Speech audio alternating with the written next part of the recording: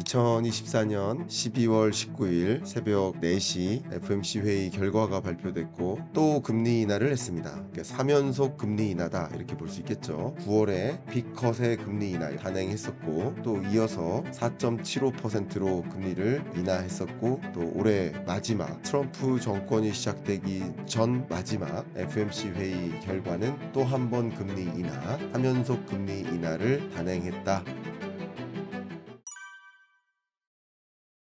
이 부분에 대해서 의견을 드린다면 이미 시장은 오늘 금리 인하할 것이다. 거의 100%에 가깝게 시장은 쉽게 말하면 잔뜩 기대를 하고 있었습니다. 이미 금리 인하할 거라고 굳게 믿고 있었습니다. 그 믿음대로 금리 인하가 단행됐으니 다소 시장은 긍정적이라고 해석할 수도 있겠습니다. 금리 인하에 대한 기대감이 전혀 없었는데 금리 인하했을 때랑은 다르죠. 이미 금리 인하할 거라고 믿고 있었는데 금리 인하를 한 것이다. 시장의 기대치에 상당 부분 부합하는 결과다라고 볼 수 있겠습니다.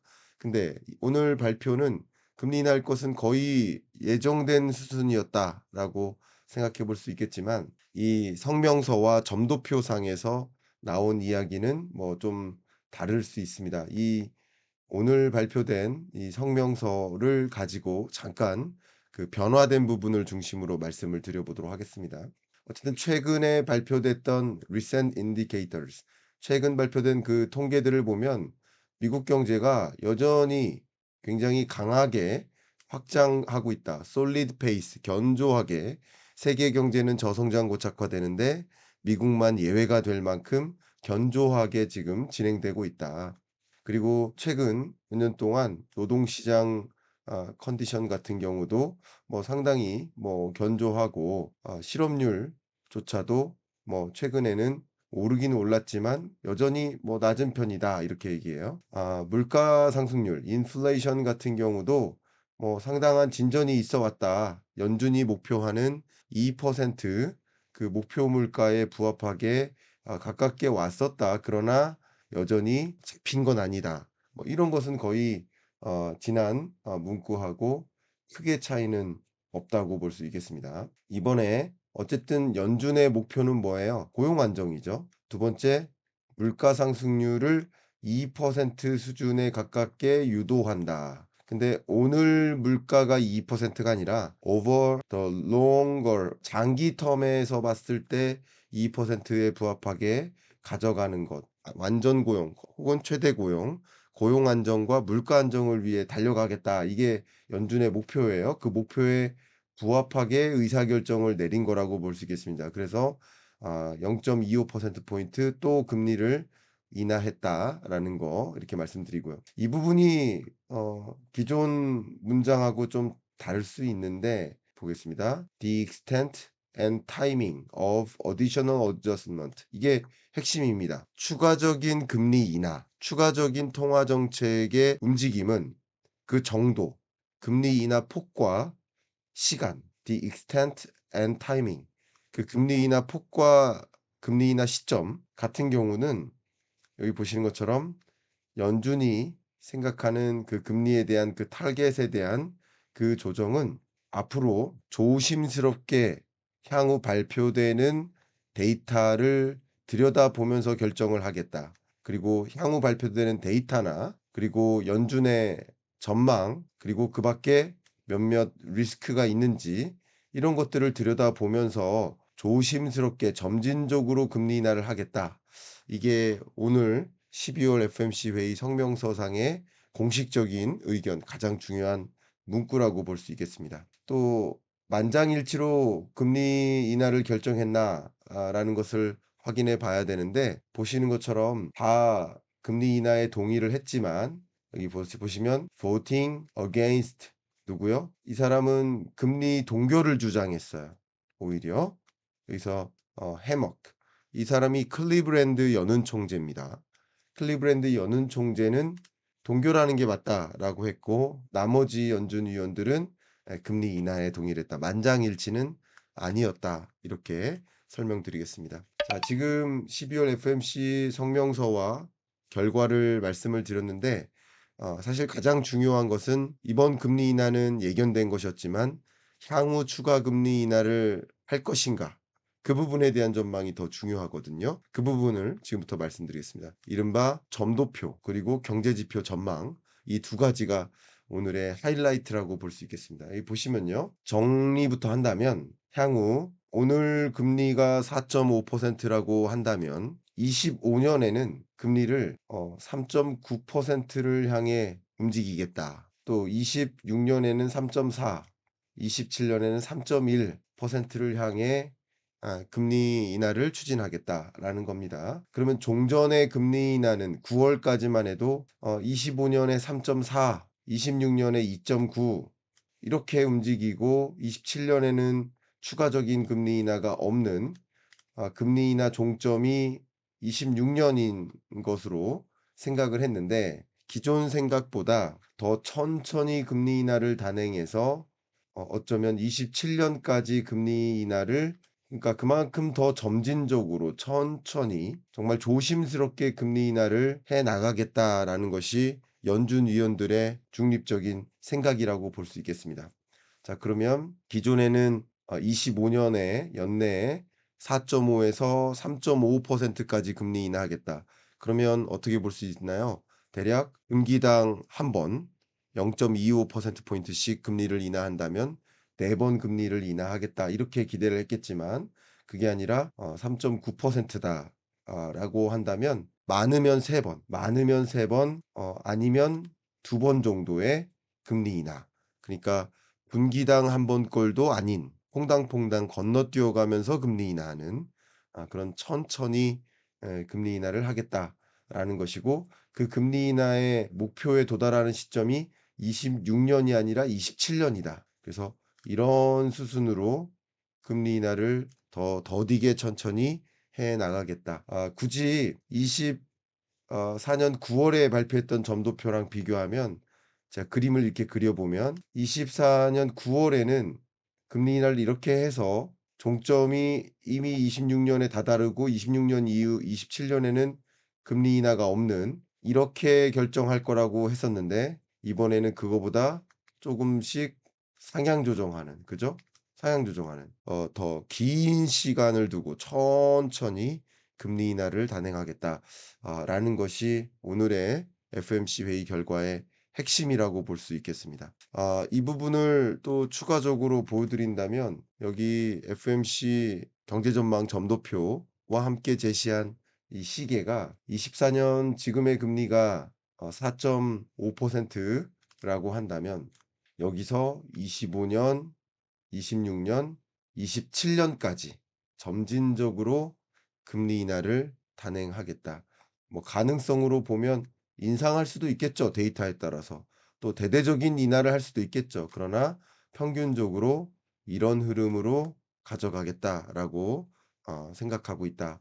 이렇게 여러분 생각해 보시면 좋겠습니다. 이런 통화 정책 기조의 변화를 저는 피봇의 시대, 피벗이 이루어지는 시대라고 말씀드렸고, 이런 관점에서 다른 주요국 중앙은행들의 움직임도 봐야 되는데, 이번 12월 들어서 스위스도 보시는 것처럼 0.5% 포인트의 금리 인하를 단행합니다. 그리고 캐나다도 엊그저께 또 0.5% 포인트의 금리 인하를 단행합니다. 예, 영국도 금리 인하, 스웨덴도 금리 인하, 역시 한국도 두 차례의 금리 인하, 세계적으로 24년 중반 정도를 기점으로 해서 점진적으로 금리 인하를 단행하는 모습이고, 유러피언 국가들은, 또 캐나다나 유러피언 국가들은 주로 경기가 더 안 좋고, 경기가 안 좋은 만큼 물가가 좀 더 빨리 잡히니까 더 적극적인 금리 인하, 서둘러 금리 인하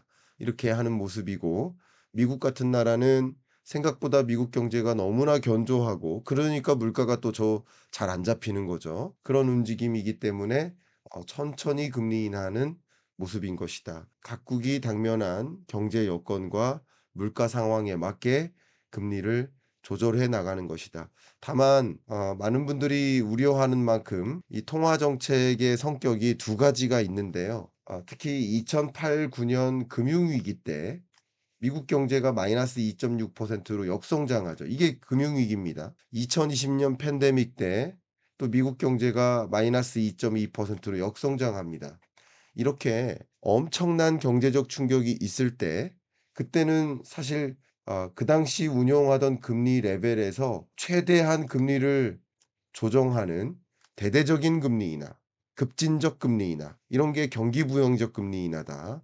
2020년 팬데믹 때도 그 당시 가동할 수 있는 모든 금리를 다 끌어내리는 그죠? 급진적인 금리 인하, 대대적인 금리 인하를 단행하는 거예요. 이게 경기 부양적 금리 인하입니다. 근데 저도 이번에 피봇의 시대라고 표현한 것은 완화의 시대가 아닌 피봇의 시대라고 표현한 것은 미국 경제가 23년에도 2.9%로 견조하고 24년 올해도 2.8%로 매우 견조하고 또 내년도 2.2% 수준으로 상당한 그 견조한 흐름을 유지할 것이다라고 전망이 됩니다. 그러니까 금리를 서둘러 인하할 필요가 없고 점진적으로 소위 조심스럽게 돌다리를 두들겨 가면서 금리 인하를 하는 것이고 왜냐하면 금리 인하를 하다가 물가가 다시 치솟을 수 있으니 조심스럽게 물가가 다시 치솟지 않도록 금리 인하를 단행하는 것이다.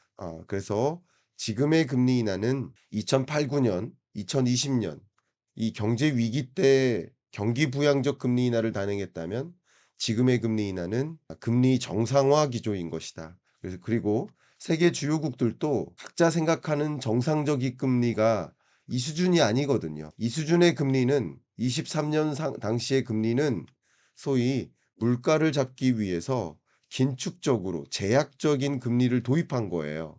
그런데 이제는 그렇게 과도한 제약을 할 필요가 없다라고 하면서 금리를 정상화하는 것이고 세계 주요국들은 저마다 생각하는 중립금리가 있습니다. 가장 이상적인 금리가 있습니다. 그 이상적인 금리를 찾아 금리를 인하해 나가는 것이다. 이렇게 볼 수 있겠고 역시 미국은 그 이상적인 금리 인하 금리를 대략 3% 수준으로 보고 있다. 그래서 3% 중립금리를 찾아 점진적인 금리 인하를 단행하는 것이다. 그러니까 금리 정상화 기조인 것이다.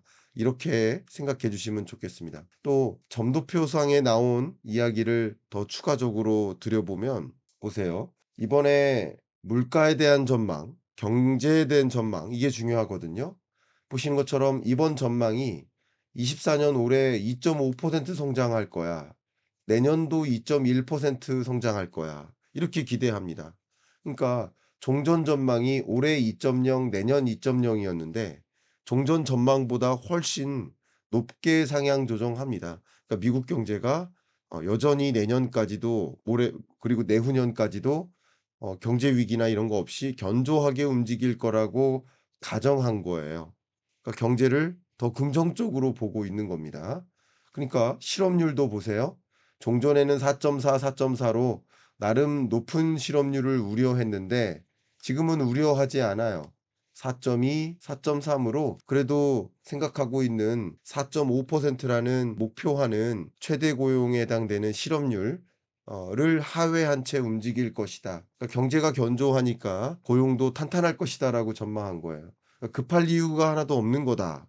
이렇게 해석할 수 있겠고 또 물가 상승률 전망치도 역시 기존에는 2.3, 2.1이었는데 잘 안 잡히는 거예요. 2.4, 2.5로 전망합니다. 그리고 근원 물가 상승률 같은 경우도 2.6, 2.2%로 전망했는데 2.8, 2.5%로 전망합니다. 그러니까 기존 전망보다 훨씬 크게 물가 상승률을 상향 조정했고 물가가 더디게 잡힐 것이다. 천천히 잡힐 것이다. 거의 물가 안정화의 흐름은 당장 나오는 게 아니라 26년, 7년에 걸쳐서 천천히 물가 안정화의 흐름이 있을 것이다. 그래서 서둘러 금리 인하면 안 된다라는 표현이라고 생각해 볼 수 있겠습니다. 자, 그러면 이렇게 분석해 드린 이야기가 거의 전부고요. 자, 그러면 지금부터 주요 인사들이나 주요 기관들의 이 FMC 회의 결과 발표 이후 어떤 통화 정책 기조가 있을 것인지 를 지금부터 좀 설명을 드려보도록 하겠습니다. 최근 이번 주에 "내년부터는 상황이 달라진다."라고 이야기를 많이들 합니다. 예를 들면 인플레이션이 연준이 기존에 생각했던 것보다 연준이 원하는 것보다 조금 더 완고하다. 물가가 잘 안 잡힌다는 거죠. 경제가 견고하고 그러기 때문에 고금리가 경제를 침체로 이끌 수 있다는 그 정책 이반자들의 우려가 완화될 것이다. 그러니까 "높은 금리를 오랫동안 유지하면 경제가 좀 안 좋아질 거야. 흔들릴 거야. 그래서 높은 금리를 유지하면 안 돼." 하는 생각이 있었겠지만 굳이 그런 생각을 강하게 할 필요가 없다. 그런 생각이 완화된다. 사라진다라는 거죠 점차. 그만큼 미국 경제가 굉장히 견조하고 물가는 그만큼 완고하고 그러니까 금리를 적극적으로 인하할 필요가 없다라는 여러 기관들의 진단입니다. 또 금리 인하가 시급하거나 또 시급하게 인하할 그런 이유가 보이지는 않는다. 천천히 점진적으로 금리 인하하는 것이 적절하다라는 주요 기관들의 표현들이었습니다. 그리고 오늘 FOMC 회의 결과 발표 직전에 이미 너무나 유명한 월스트리트 저널 기자죠. 닉 트리미라우스. 이 기자가 양호한 소비가 지속적으로 이루어지고 있고 그렇기 때문에 노랜딩 가능성이 증가하고 있다. FOMC 위원들의 표현이다. 공식적인 의견이 아니고 자기는 이 FOMC 위원으로부터 들었다는 식으로 보통 보도를 많이 합니다, 이분이. 근데 FOMC의 금리 인하는 있겠지만 FOMC cut today. 그러나 then a much more cautious 이거 굉장히 중요하죠. much more cautious tone about future cut. 추가적인 금리 인하 가능성에 대해서는 굉장히 조심스러운 표현을 할 것이다. 이거죠. 시장의 예상만큼 조심스럽게 금리 인하하겠다라는 표현이 있었습니다. 연준의 금리 인하에 대한 그 게임 플랜이 계속 변화하고 있다. 그리고 이 투자자들은 당연히 이번 주에 세 번째 금리 인하를 할 거라고 예상했고 예상한 것대로 금리 인하가 있었어요. 근데 정책 이반자들은 그다음 금리 인하를 단행할 준비가 충분히 안 되어 있고 금리 인하 속도를 좀 늦추거나 금리 인하의 폭을 좀 조정하는 그래서 그런 움직임일 것이다. 금리 인하 중단설이 좀 있었죠. 중단은 아니다라는 결과가 오늘 확인된 겁니다. 또 뭐 워낙 유명한 분인데 여기 BMO 캐피털 마켓에 계시는 이 CEO가 뭐라고 얘기했냐. CIS죠. 이분이 "시장에서는 양호한 소비가 이어지고 있다. 그래서 내년 금리 폭 예상보다 기존 예상보다 축소될 수 있다." 바로 그대로인 거예요. 이러한 상황에서 적극적으로 금리 인하를 단행할 필요가 없고 점진적으로 진행하는 것이 맞다. 왜냐하면 적극적인 금리 인하를 했다가 다시 물가가 반등할 수 있고 그랬다가는 소위 금리를 인상해야 되는 상황에 놓일 수도 있기 때문에 조심스러운 금리 인하가 또 적절하다라는 그런 의견들이 지배적입니다. 파월 의견은 어떨까요? 역시 기자회견을 통해서도 그런 표현을 하지만 항상 "인하폭을 미리 설정 안 하겠다." 이게 중요한 표현입니다.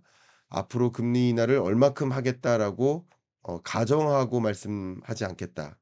그러니까 미리 설정한 코스에 두고 언제까지 어느 폭으로 금리 인하를 단행하겠다라는 것이 아니라 인플레이션의 하락 정도, 인커밍 데이터 혹은 앞에 말씀드렸던 연준의 경제 전망 그런 것들에 기초해서 미리 결정한 방향대로 금리 인하를 하지 않고 이렇게 데이터 인커밍 데이터에 따라서 결정하겠다. 이게 핵심적인 오늘의 파월의 의견이라고 볼 수 있겠습니다. 또 "낮은 실업률을 유지하기 위해 노력하겠다." 그러니까 역시 낮은 실업률과 고물가라는 이 두 가지 문제를 같이 적절히 해결하기 위해 움직이겠다. 그래서 전반적으로는 정책 정상화 경로에 있다. 제가 표현한 거죠. 금리 정상화의 개념이지 경기 부양적 금리 인하가 아니다. 라는 것을 다시 한번 강조하고 파월도 역시 정책 정상화 경로라고 판단하고 있는 겁니다. 여기까지는 이제 FOMC 회의 결과에 대한 여러분께 요약적인 의견이고 그러면 FOMC 위원들은 지금부터 미국 물가를, 미국 경기를 또 미국 고용을 어떤 정도로 평가하고 있는지를 좀 말씀드리고 그것에 기초한다면 여러분이 미국 경제에 대한 중립적인 객관적인 경기 판단을 하시는 데 도움이 될 것 같아서 그 부분도 마저 말씀드리겠습니다.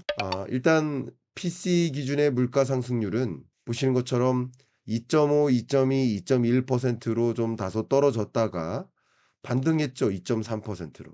그리고 근원 물가 같은 경우도 2.6%까지 떨어졌다가 최근 2.7, 2.7, 2.8로 불안하게 전개되고 있다. 그러니까 이번에 금리 인하를 단행하지만 추가 금리 인하를 또 앞으로 많이 하겠다라는 발언은 삼가합니다. 근데 중요한 말씀을 한 가지 드릴게요.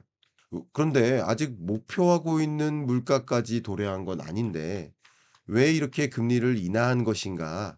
이 부분에 대한 의견을 드릴 텐데 일단 금리가 여기서 그림을 그리면 대략 5.5% 까지 올린 거예요.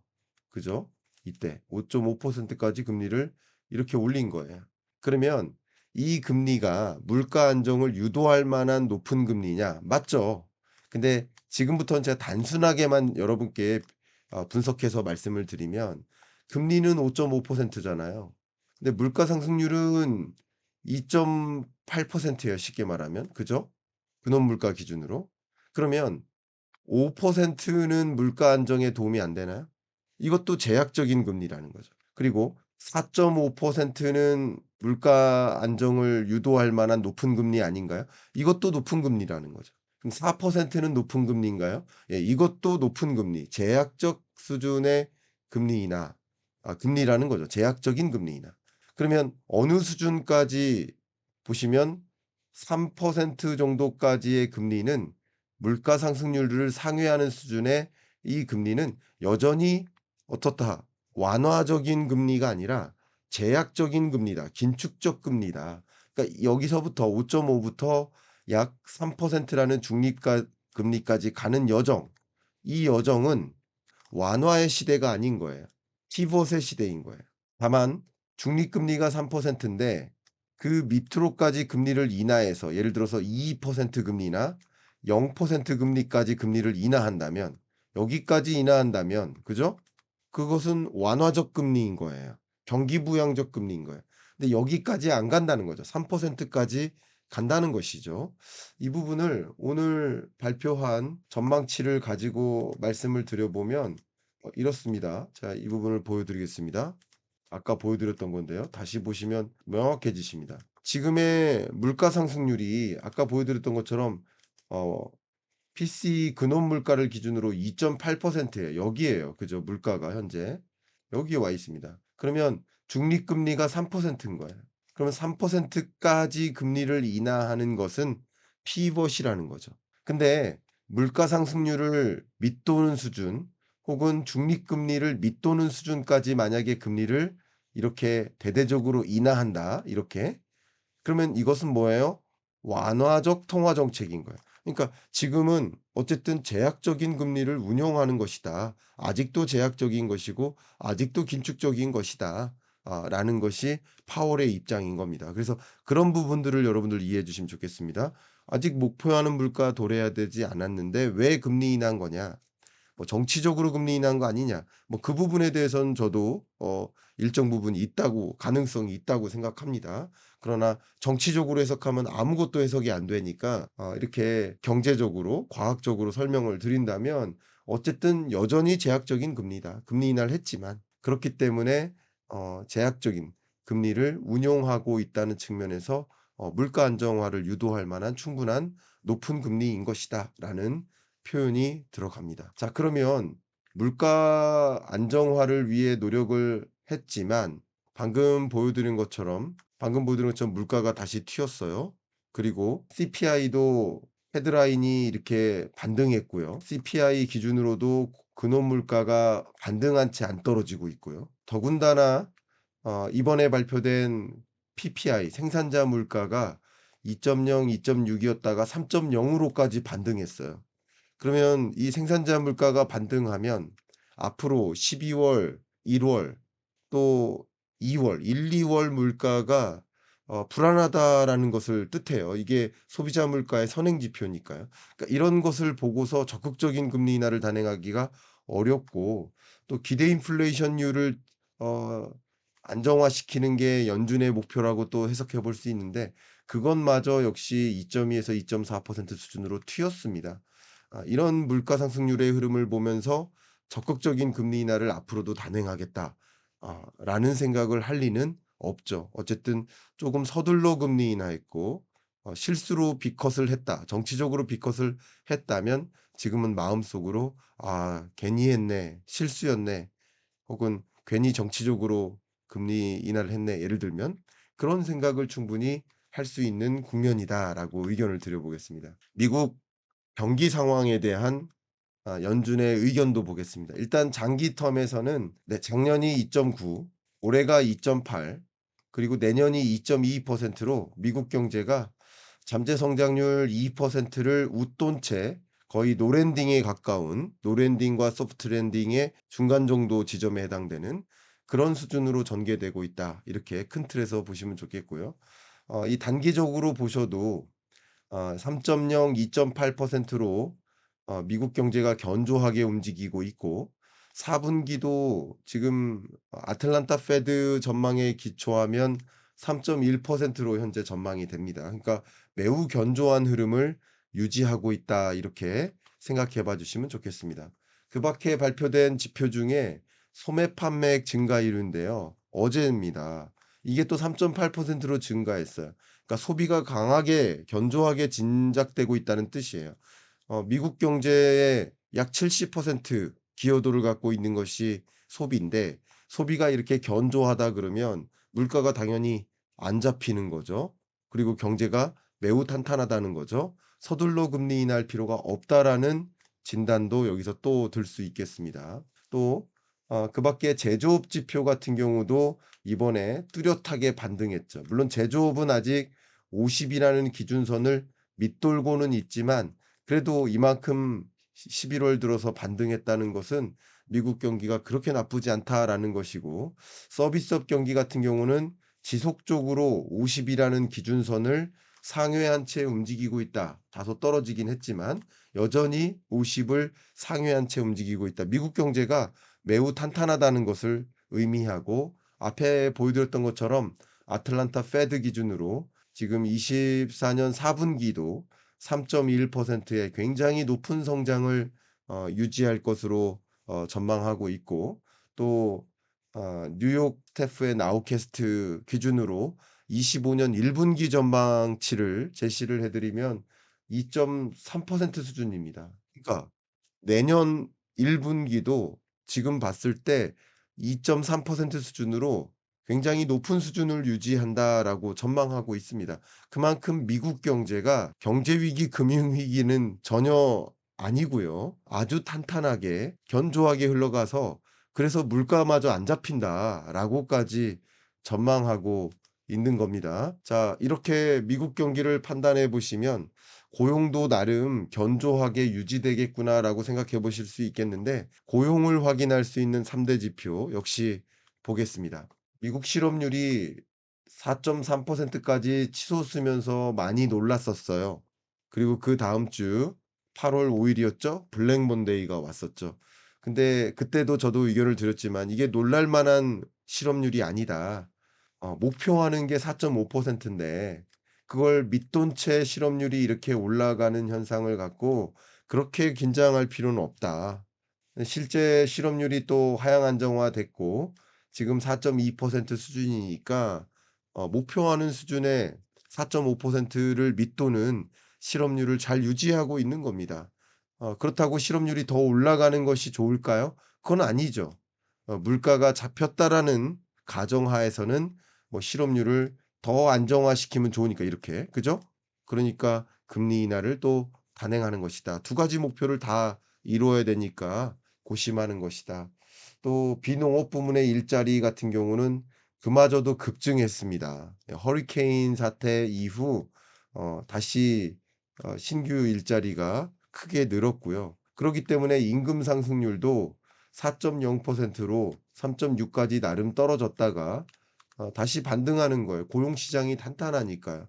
그러니까 임금 상승률이 높게 유지되니까 물가가 당장 잡힐 리가 없죠. 특히 서비스 물가가 당장 잡힐 리가 없는 것이죠. 그렇게 판단해 보시면 좋겠습니다. 이렇게 연준 위원들은 현재의 미국 경제를, 그리고 현재의 물가 상황을, 그리고 고용 상황을 진단하고 있을 것이다라고 가늠해 보시면 도움이 되겠다라는 말씀드립니다. 자, 그러면 금리 인하 기대감 어떨 것인지 의견을 드리고, 또 많은 분들이 걱정하시는 엔캐리 청산 절차가 있을까? 이 부분에 대해서도 의견을 드리겠습니다. 일단 기준금리 이번에 인하했고요. 그래서 4.5% 상단 기준으로 운영되고 있습니다. 1월 말에는 금리 인하를 하기 어려울 것이다, 동결할 것이다라고 생각하고 있고요. 그리고 시장에서는 한 차례 25년 연내 한 차례 금리 인하를 단행하고 계속 동결하다가 또 25년 끝자락에나 한 차례, 2번 정도 금리 인하를 또 할 것이다, 이렇게 생각을 하고 있는 거예요. 그런데 시장의 기대보다는 더 적극적인 금리 인하가 있겠다. 2 차례라기보다는 3 차례, 그죠? 대략 2-3 차례 요 정도 금리 인하니까 시장의 기대보다는 기대를 충족시켜 주는 향후 금리 어 결정 과정에 대한 판단을 이렇게 해볼 수 있겠습니다. 그다음, 아 오늘 정오에, 낮 12 시에 일본의 금리 결정이 있어요. 그러면 지금까지는 금리를 이렇게 0.25% 까지 인상했어요. 일본도 금리 정상화입니다. 마이너스 0.1%가 정상적인 금리는 아니지 않겠습니까? 일본도 정상적인 금리를 향해 대략 0.56% 정도의 금리를 향해 금리를 정상화해 나가는 거예요. 그러나 금리를, 일본 경제가 너무나 안 좋은데 이 와중에 금리를 인상하기가 얼마나 부담스러울까요? 일본 경제가 다시 이렇게 제로 성장으로 다시 잃어버린 30 년의 재진입하는 게 아닌가 하는 우려를 갖고 금리 인상을 하고 있는 거예요. 그래서 "금리 인상이 쉽지만은 않다."라는 말씀을 드렸고, 그래서 오늘 정오에 금리를 만약에 일본이 인상한다면 미국과 일본 간의 금리 격차가 상당히 좁혀지죠. 양쪽에서 가운데를 향해 움직이니까. 그러면 어 미국과 일본 간의 금리 격차가 좁혀지니까 엔캐리 트레이드, 낮은 금리에서 일본에서 높은 금리 미국으로 옮겨갈 유인이 강하게 사라지죠. 그러면 엔캐리 청산 절차가, 나갔던 돈이 다시 빠져나올 수 있다는 거예요. 엔캐리 청산 절차가 실제 아까 말씀드렸던 8월 초에 엔캐리, 이 0을 기준으로 밑에 있으면 엔캐리 트레이드가 일어나는 것이고, 왜냐면 마이너스 금리, 제로 금리의 일본에서 5.5%의 금리 미국으로 돈이 빠져나가고 있는 엔캐리 트레이드가 일어나는 구간이었다가 지난 8 월부터 엔캐리 청산 절차가 진행되고 있습니다, 이렇게.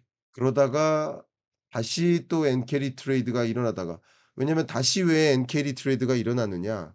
일본 금리는 방금 말씀드렸던 건 좀 0.25% 고요. 그죠?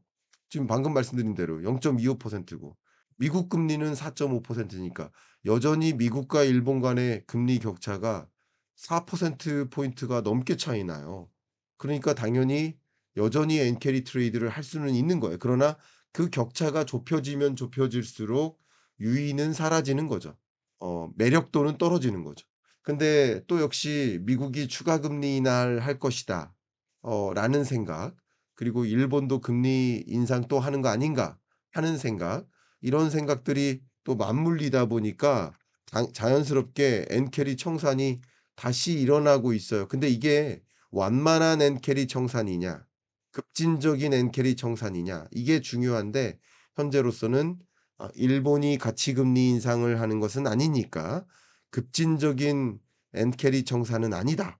이렇게 말씀드리고, 완만한, 이게 레디컬한 것이 아니라 점진적인 엔캐리 청산 절차, 질서 있는 엔캐리 청산 절차, 이런 것이 있다면 시장에 큰 충격을 주지는 않습니다. 그래서 오늘의 이 변화를 가지고만 말씀드린다면 결론적으로 말씀드린다면 미국의 이 금리 인하는 금리 정상화의 여정이고 내년에도 적극적이진 않지만 점진적으로 금리 인하를 할 것이다라고 했기 때문에 아무래도 급격한 레디컬한 그런 엔캐리 청산은 피할 수 있겠구나 하는 기대감을 또 갖게 해 줘요.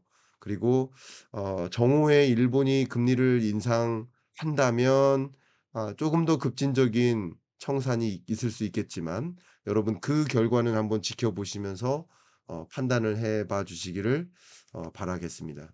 그러면 향후 방향성에 대해서 말씀을 드려 보도록 하겠습니다. 향후 방향성에 대해서는 일단 1월 29일 그러니까 한국 시간으로는 1월 30일 새벽 4 시에 금리 결정이 있을 텐데 이때는 '금리 인하가 어려울 것이다.'라고 현재 판단하고 있어요. 그리고 우리나라는 그것을 앞에 두고 금리 결정이 있죠. 1월 16 일.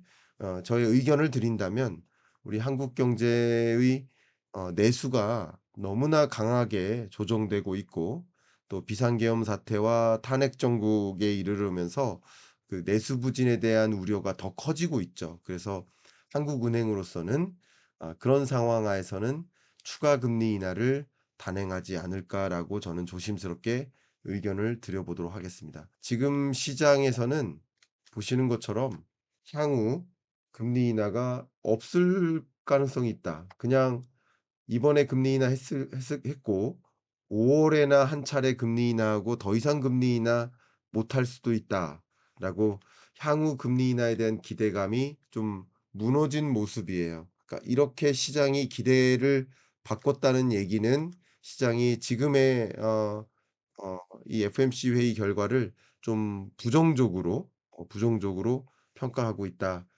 이렇게 볼 수 있겠습니다. 그러면 시장에 일부 긍정적인 것도 있겠지만 부정적으로 작용하는 요소들도 시장이 FMC 회의 결과를 좀 부정적으로 평가하는 것도 있다라는 거 이 부분 말씀드리고요. 끝으로 네 25년 경제 전망서 피벗의 시대라고 이름을 이미 정했고 그 여정의 과정에서 우리가 고려할 것들이 굉장히 많죠. 그래서 25년 경제 어떻게 흘러갈 것인지 어떤 것들을 주로 우리는 고려해야 될지 저는 18 가지를 강조했는데 그 부분을 본서를 통해서 더 충분히 확인해 보실 수 있는 기회를 갖기를 바라는 마음입니다.